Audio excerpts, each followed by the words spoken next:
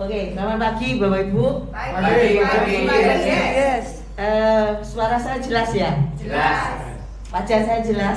Tidak jelas. Ya, ini slide-nya bisa ditayangkan Pak? Judulnya menarik dan membuat banyak orang tanda tanya. Nah ini kalau yang mengundang nggak menjelaskan apa si manis jembatan Ancol atau gimana? Serem ya dok? Ya, diabetes tetap membutuhkan si manis loh. Si manis itu siapa? Pasanganku, anakku, pacarku, atau mantanku? Nah, lanjut Pak, klik lagi. Nah, apa sih diabetes mellitus itu? Nah, sebelum kita melangkah ke materi, tentunya kita tanyakan dulu apa itu, ya. Diabetes mellitus itu pabrik gula. Sekarang gula 1 kilo berapa? 13.000. 13.000. Nah, kalau punya pabrik kaya ya? Kaya apa? Ya. Nah, si manis sendiri apa? Nah, ini Bapak Ibu, coba ini. Saya menjelaskan ini nanti saya awali dengan video saya. Klik ke berikutnya video tapi suaranya dimatiin Pak. Ya. Jalankan dan saya yang ngomong. Ya. Yuk, bisa? Nah, matikan aja suaranya. Biar suara saya yang paling merdu yang terdengar. Gak pernah dengar suara saya kan? Nah, baru kali ini kan? Atau diturunkan aja suaranya Pak? Dikecilin aja, nggak bisa. Jadi gini Bapak Ibu, ini gambarannya mungkin dari awal ya kalau boleh saya tahu, boleh biarin agak rewel saya. Iya, nggak apa-apa dok. Dari awal aja Pak, untuk memberikan gambaran ibu-ibu ini biar bapak-bapak yang ada di sini ya mulai. Jadi waktu kita makan ya, yang terjadi apa? Gak saya pakai ini kan masih bisa suara saya jelas ya? Jelas. Tapi direkam dok. Ini sama aja. Oh ya, oke, siap.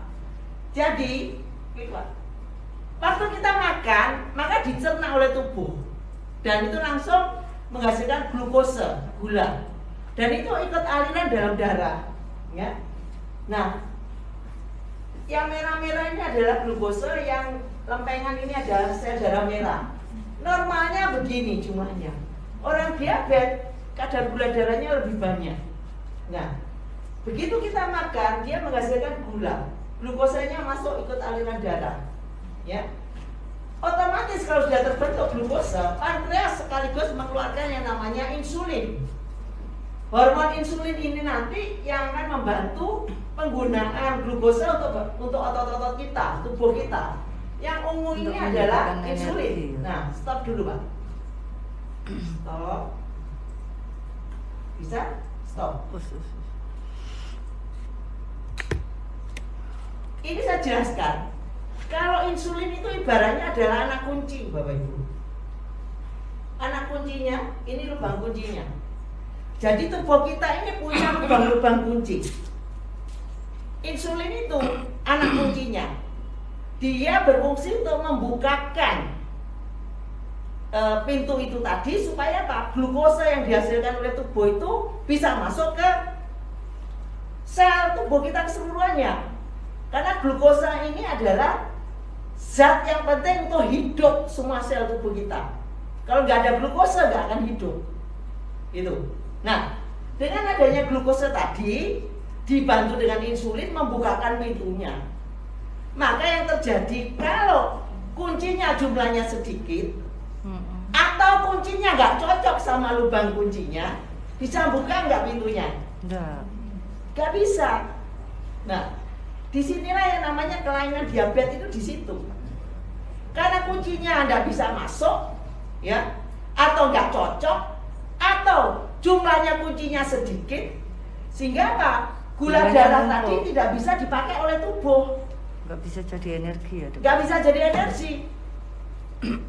Nah, Tuhan itu luar biasa. Kalau tubuh kita kekurangan energi, otak ini langsung perintah, lapar. Maka otomatis rasa Lapar lagi. lapar karena bensinnya kurang. Nah, kalau sudah lapar, maka yang terjadi manusiawi kita makan untuk mencukupi kebutuhannya. Semakin kita makan, Semakin tinggi. karena kadar gulanya nggak bisa dipakai, semakin banyak kan menumpuk kadar gula darahnya. Bisa dipahami ya? Bisa. Semakin menumpuk, tubuh tetap semakin lapar. Nah, kompensasi tubuh yang berikutnya adalah dalam jumlah waktu, dalam jumlah glukosa tertentu, maka tubuh mengeluarkan glukosa itu keluar tubuh lewat air seni. Nah, untuk mengeluarkan lewat air seni itu butuh yang namanya air, sehingga keluhan klasik yang kedua adalah haus. Haus terus. Haus terus. Yang pertama tadi makan aja, habis makan setengah jam, lapar lagi. Makan, memang usus kadut atau usus biasanya begitu ya. Tapi ya memang itu fisiologis. Sehingga yang terjadi apa? Haus. Minum banyak. Nah, karena untuk mengeluarkan glukosa itu lewat air seni butuh air banyak, sehingga dia haus. Kemudian dikeluarkan lewat air seni. Maka yang terjadi poliuri. Keluar air seni terutama malam hari. Volumenya banyak-banyak. Jadi ini harus ada bedakan dengan banyak minum. Kalau banyak minum, banyak buang air seni normal. Tapi kalau kita mengamati orang diabetes, volumenya air seni itu banyak banget gitu. Itu, ya. Nah, kalau itu terus-menerus, si pasien itu tidak peduli dengan dirinya sendiri. Maka yang terjadi apa? Kompensasi tubuhnya teriak-teriak. Kalau orang Surabaya, yang terjadi apa? Tubuh makin memecah lemak, ya, dan juga cadangan-cadangan otot di hati dan di otot untuk apa? Untuk mencukupi energi yang dalam tubuh kita. Selama kita hidup itu butuh energi. Lek mati nggak perlu. Sehingga dia kompensasinya seperti itu. Nah, yang terjadi kalau itu terus menerus, maka orang yang semok seperti saya beberapa waktu ketemu masih semok, berikutnya loh kok kurus? Yes, dietnya berhasil. Bukan, bisa juga karena diabetes. Seperti itu, ya. Nah, kalau kadar gula darah terus menerus yang tinggi itu tidak dikendalikan, maka yang terjadi mudah terjadi komplikasi. Komplikasi yang pertama apa? Kataraknya muncul. Bolak-balik ke optik. Gonta-ganti kacamata, jangan-jangan mulai muncul kataraknya. Karena kadar gula darahnya yang tinggi. Seperti itu. Dibiarin terus, muncullah komplikasi di pembuluh darah, hipertensi. Ya, darahnya mulai mengental. Bisa terjadi pengentalan darah, bisa ikut aliran darah jadi obstruksi, menyumbat. Kalau di saluran pembuluh darah di otak namanya stroke. Kalau di jantung namanya serangan jantung. Kalau di saluran organ reproduksinya kaum laki-laki, letoy. Karena apa? Nggak bisa 45 ngatek gitu, nggak bisa. Karena aliran darahnya nggak bisa ke sana. Makanya mencari obat kuat sak truk pun kalau gula darahnya nggak diperbaiki, ya nggak akan 45. Nah gitu, ngerti ya maksud saya? Yang masih gadis mungkin nggak ngerti ya.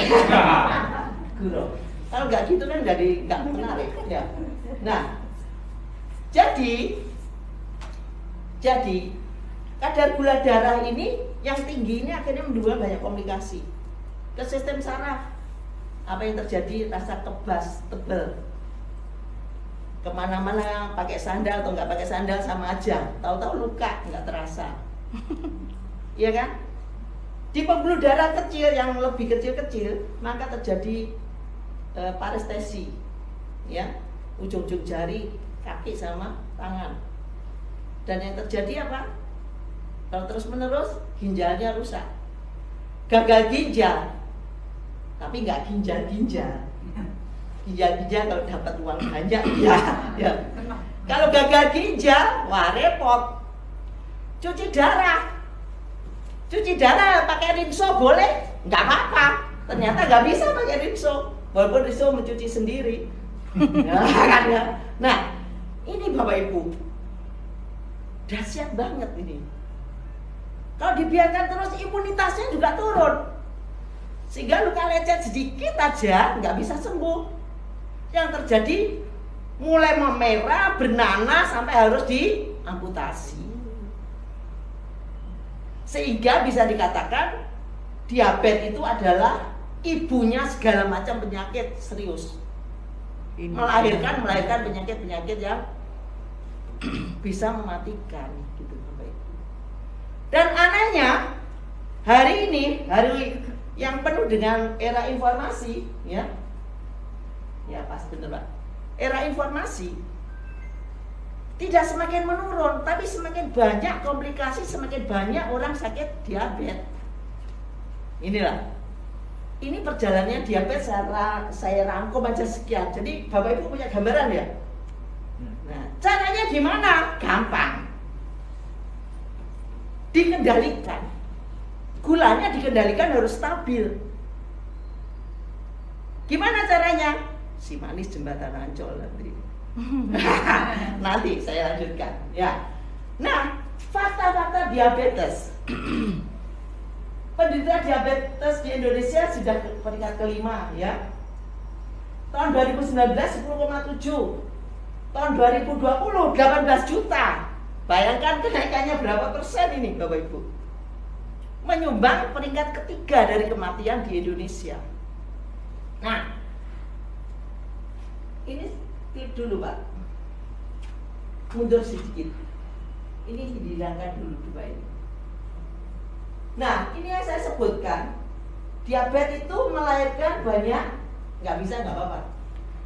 Melahirkan banyak penyakit, hipertensi, jantung, retinopati itu adalah buta. Karena apa? Aliran darah di situ atau sarafnya di situ bermasalah. Kalau sudah buta, nggak bisa disembuhkan. Gitu. Jadi kalau sudah sampai retinopati, buta, orang jadi sadar, aduh gitu, terlambat sudah kau datang padaku. Nggak bisa Bapak Ibu ya. Terus kemudian kalau gagal ginjal ya sudah, apalagi gangren. Nah, masalah gigi dan mulut, gusinya sering merah ya, giginya jadi goyang-goyang, nggak jatuh, nggak apa, nggak ditonjok orang, tapi giginya goyang, kadang lepas sendiri. Kalau semakin giginya yang keluar lepas, ngomong ya sudah, aku nggak bisa ngomong kenapa ya, giginya nggak keluar. Nah, itu bisa karena diabetes Bapak Ibu. Jadi bukan sulapan. Ini yang saya sebutkan bahwa diabetes itu ibu dari segala penyakit, melahirkan ibu. Supaya ibu yang melahirkan banyak penyakit yang meningkatkan angka kesakitan dan kematian. Kalau meningkatkan uang nggak apa-apa, tapi yang terjadi meningkatkan pengeluaran dan bahkan kematian seperti itu. Ya, lanjut Pak. Nah, kenapa faktor di Indonesia kok begitu tingginya? Keturunan dan gaya hidup. Karena faktor keturunan dan gaya hidup. Hari ini orang suka makan sayur? Tidak. Anak-anak suka makan sayur? Lagi mana suka makan sayur? Boer bapaknya gak suka makan sayur. Betul kan? Betul. Junk food tiap hari. Ya. Nah, fakta kemudian jika kedua orang tuanya itu penderita diabetes, orang tuanya dua-duanya penderita diabetes, dia punya resiko 6,1% lebih tinggi, 6,1 kali lebih tinggi daripada orang yang tidak punya orang tuanya diabetes. Jadi kedua orang tua diabetes punya kemungkinan 6,1 lebih tinggi kemungkinannya. prosentasenya. Sesuai dengan jurnal Diabetologia tahun 2020, kalau orang itu punya risiko keturunan rendah, bukan orang tuanya mungkin salah satu, atau budenya, atau yang garis keturunannya ada. Gaya hidupnya udah baik, tapi kalau obesitas, dia punya risiko 8 kali lebih tinggi daripada orang yang berat badannya normal. Ya, makanya yang obesitas bersama seperti saya harus segera diturunkan. Dan pola hidup sehat itu ternyata kuncinya untuk mencegah dan menurunkan resikonya diabetes. Nah, dan penelitian The American Journal Clinical of Nutrition tahun 2020 dikatakan bahwa dengan menjalankan pola hidup yang sehat punya kaitannya untuk menurunkan angka kejadian diabetes sampai 60%. Loh, berarti diabetes bisa dicegah nggak? Bisa. Sangat bisa. Bisa dikendalikan? Bisa. Sangat bisa. Gitu. Ya. Lanjut. Bagaimana pola hidup sehat yang dimaksud itu? Jelas, pola makannya yang sehat. Gimana pola makan yang sehat? Konsumsi banyak sayur sama buah sesering mungkin. Maksud saya ya porsinya lebih banyak. Ya, nasinya itu cuma kalau orang bukan diabetes ya, kalau orang diabetes ya sesuai aturan. Kalau bukan orang diabetes ya nasinya sedikit aja, sama gini. Sayurnya yang banyak, ya. Proteinnya nggak usah banyak-banyak. Kemarin semalam saya bahas tentang gagal ginjal untuk anak-anak. Kalau terlalu banyak tinggi protein merusak ginjal. Kerja ginjalnya berat. Ya besok lain kali acaranya itu ya. Siap. Dan makan yang biji-bijian. Jadi bukan seperti burung ya. Jadi yang dari bahan biji-bijian itu sangat bagus gitu maksudnya. Ya. Punya berat badan dan lingkar pinggang yang normal. Kalau wanita tidak boleh lebih dari 80, kalau pria tidak boleh lebih dari 90. Pernah lihat Pak ya? Oh, ya, betul, ingat saya Pak. Ya, terus harus ada aktivitas yang tinggi. Kenapa? Dengan aktivitas tinggi, maka pembakaran dari kalorinya juga tinggi. Jangan mager. Apa mager? Malas gerak. Tambah tembem nanti ya. Dan harus rendah konsumsi daging. Nah, proteinnya apa? Dari nabati, ikan laut, ikan tawar. Daging ya boleh, tapi nggak setiap hari. Dan tidak perlu sak black gini. Cukuplah segini. Ya, lanjut. Dan tidak merokok. Sorry, hampir kelupaan. Ini yang disebut pola hidup sehat seperti ini. Tidak merokok. Udah dikasih paru-paru yang sempurna sekali, jangan dirusak. Ya, nanti kalau sudah rusak semua, baru merasa, oh iya Pak, nafas itu penting sekali, sudah terlambat. Ya, lanjut. Nah, berikutnya, gimana caranya? Harus seimbang timbangannya. Ini tidak bisa diklik-klik gitu ya? Iya. Wah. Ini ada animasinya gitu. Oh. Aku lagi ada animasinya nggak hidup aku. Karena menarik kalau ada animasinya. Tapi nggak apa-apa. Lanjut itu tadi Pak, langsung. Nanti sama aku langsung lanjut. Karena kalau nggak gini saya ngantuk. Aku tersangguin harus ada gerakannya, harus ada gini. Nah, apa yang kita makan, ini ada gula, lemak, daging banyak, ya enak banget. Kalorinya terlalu tinggi, ya. Dan itu sebaiknya di stop. Makan itu adalah secukupnya. Makan terlalu banyak, gak bisa napas Pak. Terlalu piring langsung blok, gak bisa napas Pak. Lambungnya gak bisa mencerna. Nekan diafragmanya melek-melek gitu.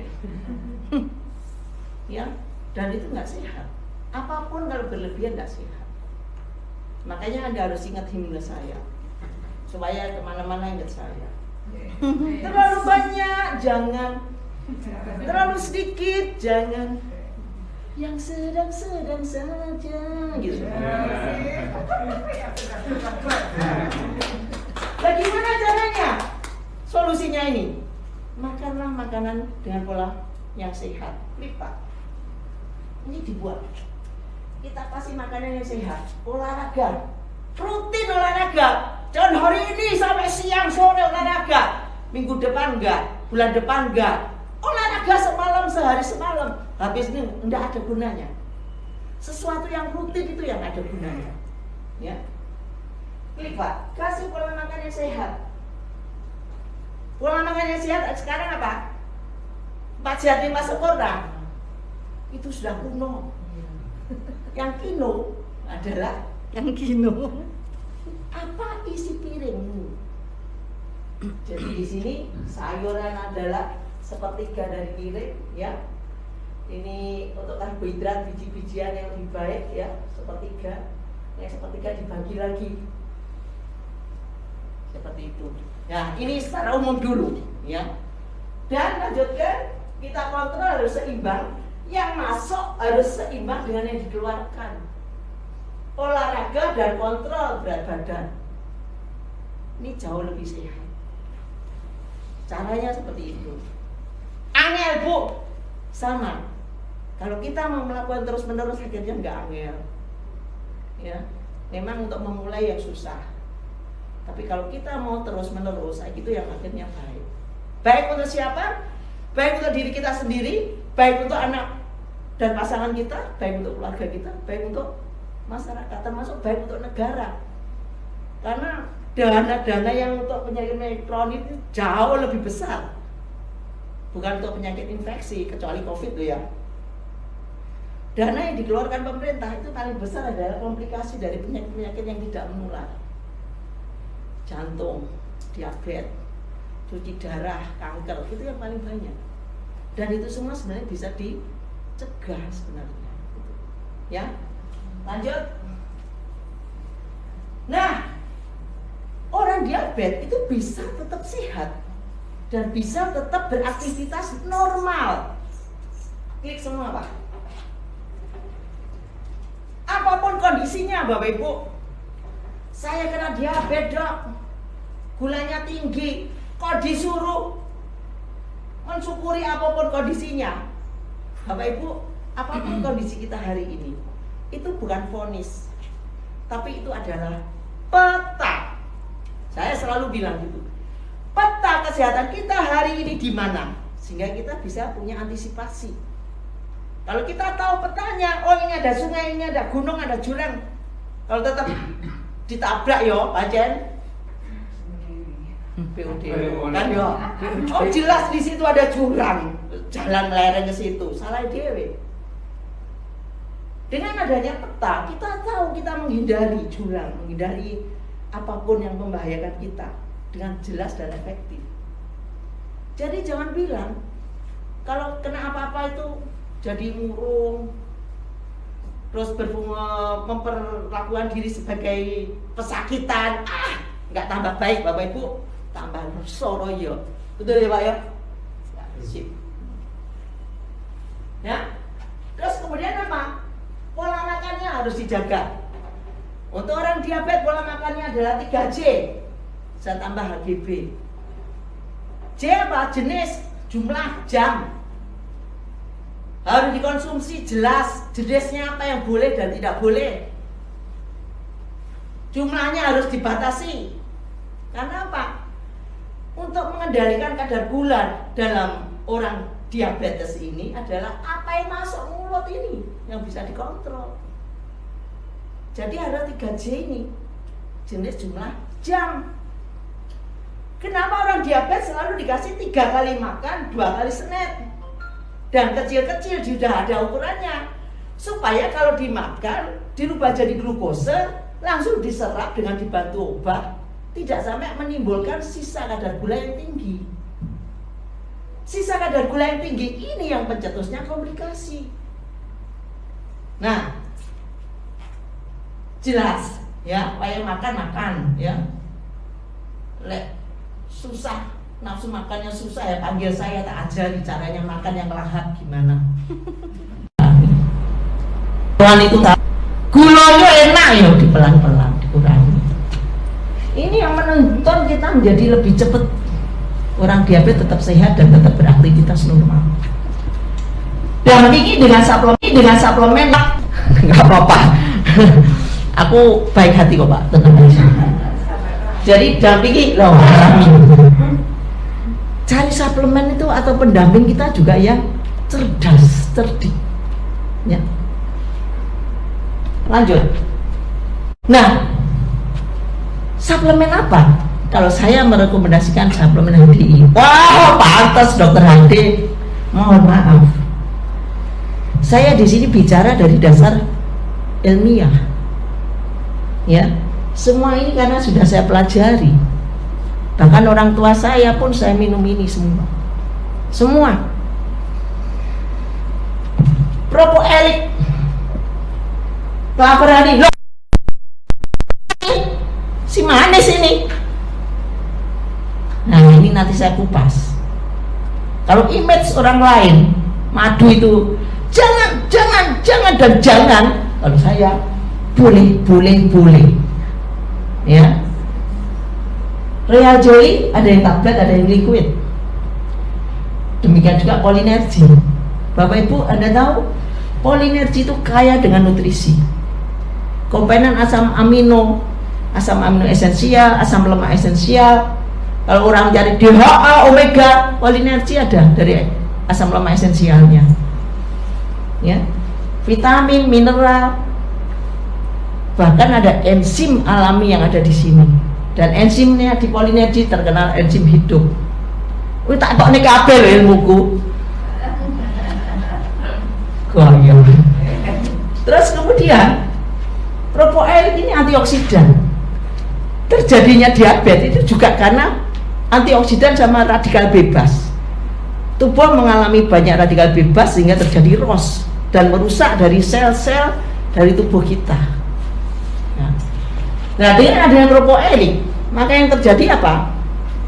Menghilangkan dari ROS sehingga menyelamatkan sel-sel yang sudah mulai bermasalah, dipulihkan lagi. Ya. Terus kemudian Clavarani ini memang pengganti gula. Saya sebutkan pengganti senen. Kalau Anda ingin minum Clavarani orang diabetes boleh, tetap dibatasi. Ingat himne saya. Terlalu banyak, terlalu sedikit, yang sedang-sedang saja, gitu kan enak, ya.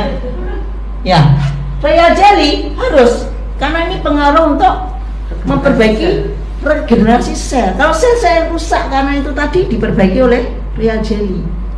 Selain itu tidur jadi lebih nyenyak, menghilangkan stres.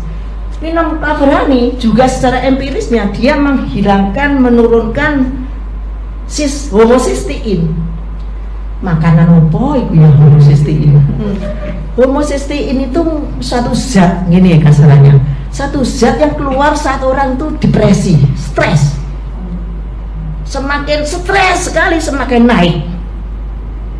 Nah, dengan konsum Clavarani ini sudah diteliti, homocysteine-nya turun bisa sampai hampir 70% kalau nggak salah.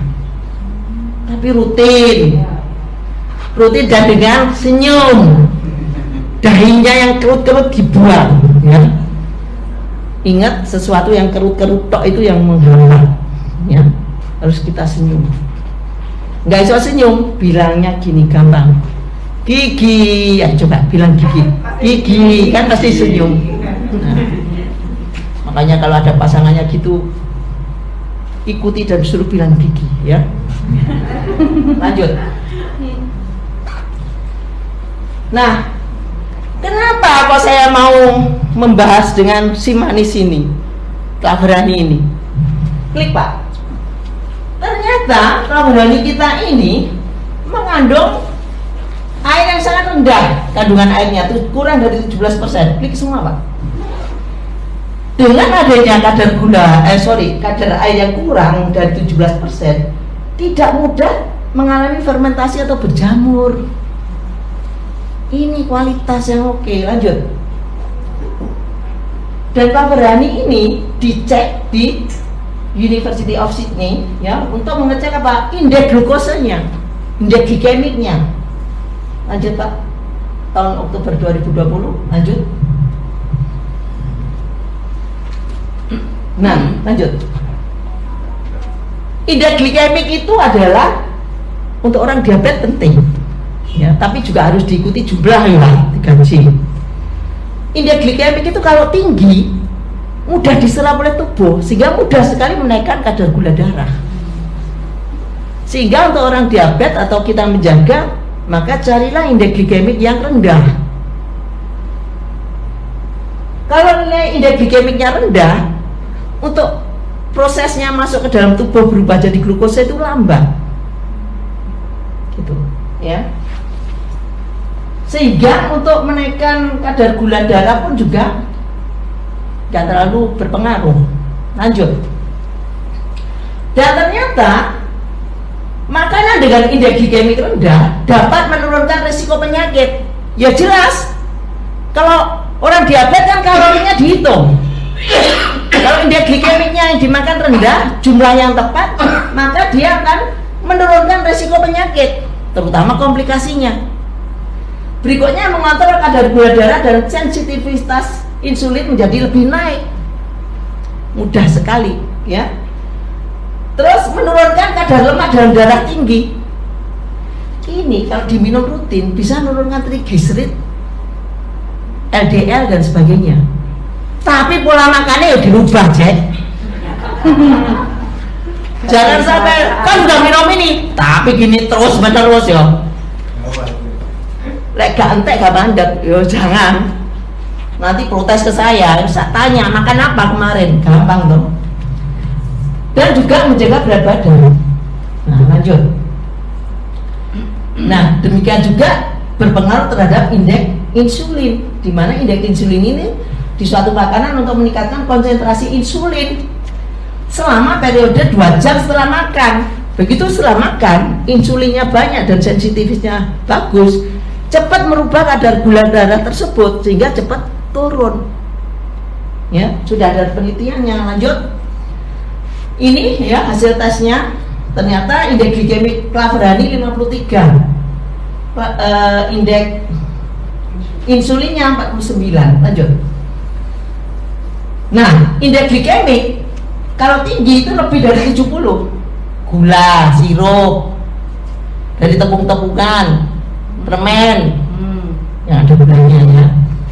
Terus kemudian yang medium 56 sampai 69. Dan ternyata indeks glikemik yang rendah itu ada kurang dari 55. Claverani berapa? 53. Berarti masuk di sini. Tapi untuk orang diabetes tetap dibatasi. Karena pada dasarnya ada gangguan pada metabolisme karbohidrat dan penyerapannya. Berapa untuk orang diabetes? Sebagai pengganti snack maksimal 2 kali 1 sendok makan maksimal. Berarti kalau makan snacknya diganti Claverani sudah nggak usah makan buah, nggak usah makan roti gandum, kasihkan ke saya saja. Ya Bu? Iya. Ya, lanjut. Nah, juga ini semua Pak. Juga sudah dicek di ada bakteri Clostridium botulinumnya enggak? Karena kalau Anda di luar kan banyak orang, oh jangan, nanti ada botulinum Clostridium yang bisa melumpuhkan dan itu berbahaya untuk anak-anak. HDI secara berkala sudah dicek dan negatif. Ya, kurang apa?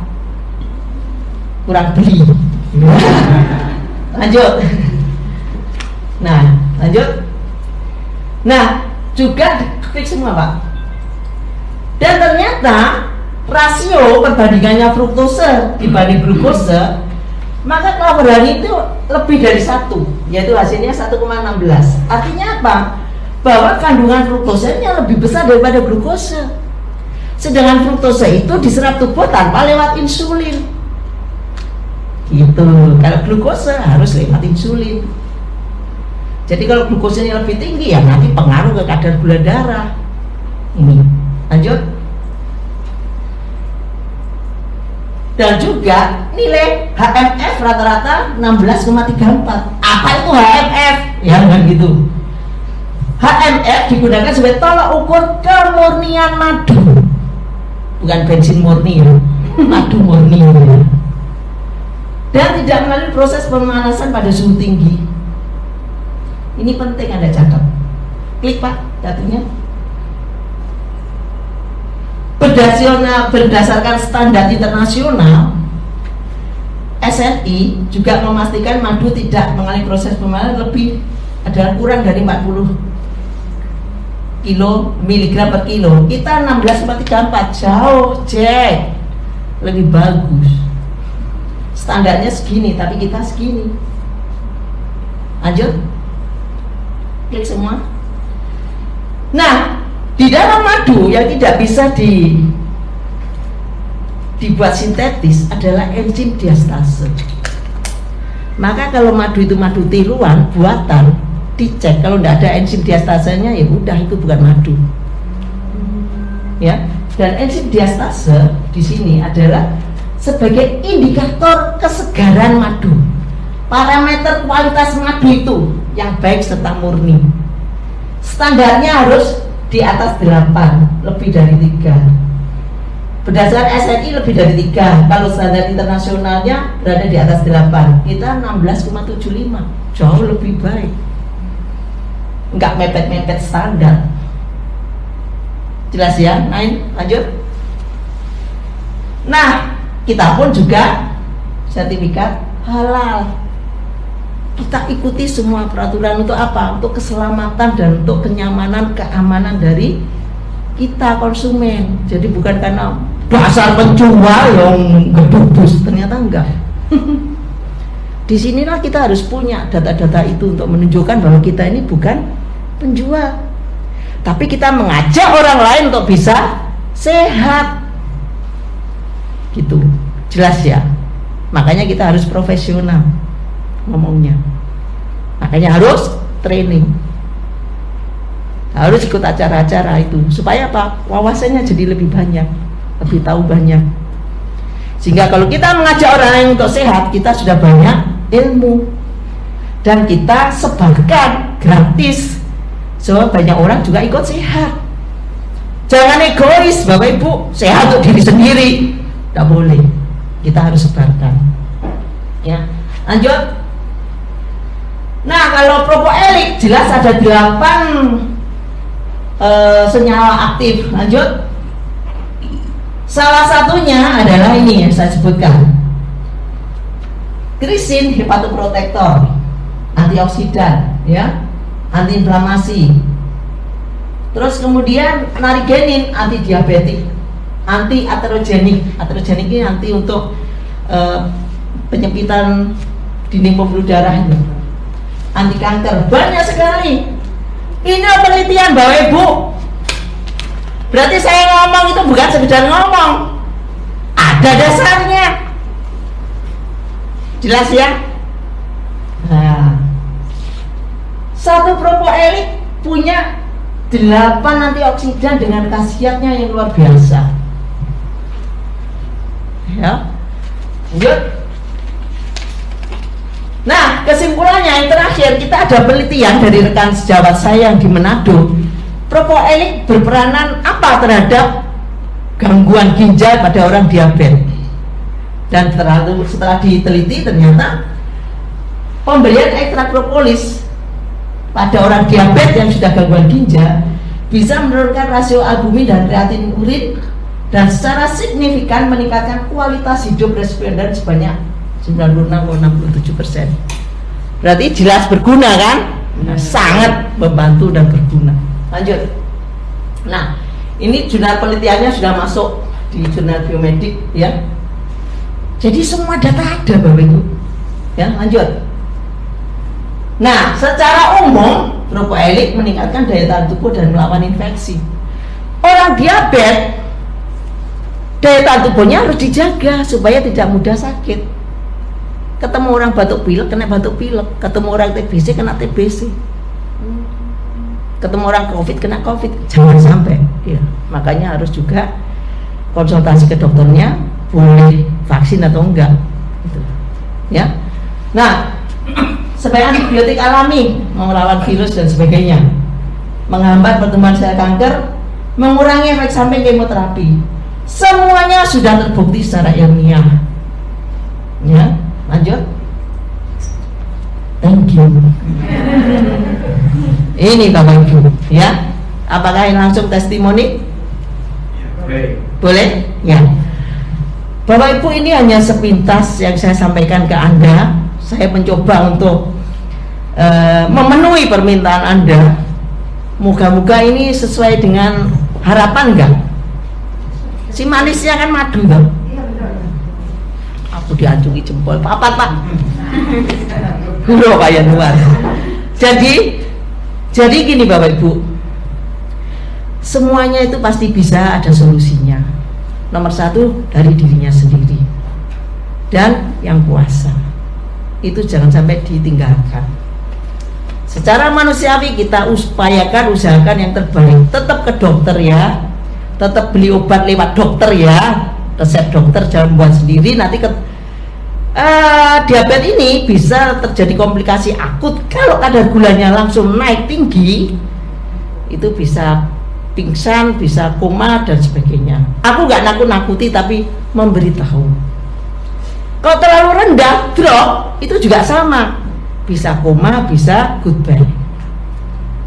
Makanya nomor satu, kontrol gula darah stabil, happy, ingat yang atas.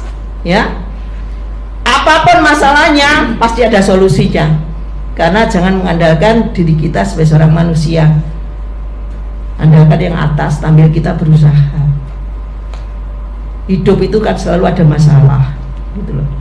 Tapi orang sakit pun, orang sehat pun, kalau kita sudah meliputi sehat,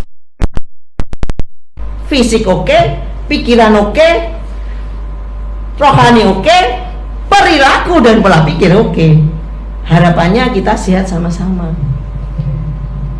Dan kalau kita yakin bahwa Tuhan itu maha sembuh dari segala kesembuhan dari Tuhan, ya dipegang aja.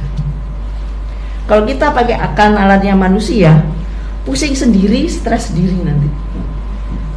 Gitu. Ya. Ini sedikit titipan saya ya sebagai seorang dokter. Karena kalau datang ke dokter merengut gimana dong? Apa? Udah duduk situ. Udah ini beli. Tanya apa lagi, sudah pulang. Guru. Tapi kalau kita datang, ada apa Bu? Oh, mari Bu sini. Aduh, kenapa gini? Enak nggak? Enak, sama dengan diri kita sendiri juga memperlakukan kita juga harus seperti itu. Ya. Nah, ini hanya ibaratnya aja. Tapi bukan berarti dokter enggak, dokter sekarang baik semua. Dokter Indah juga.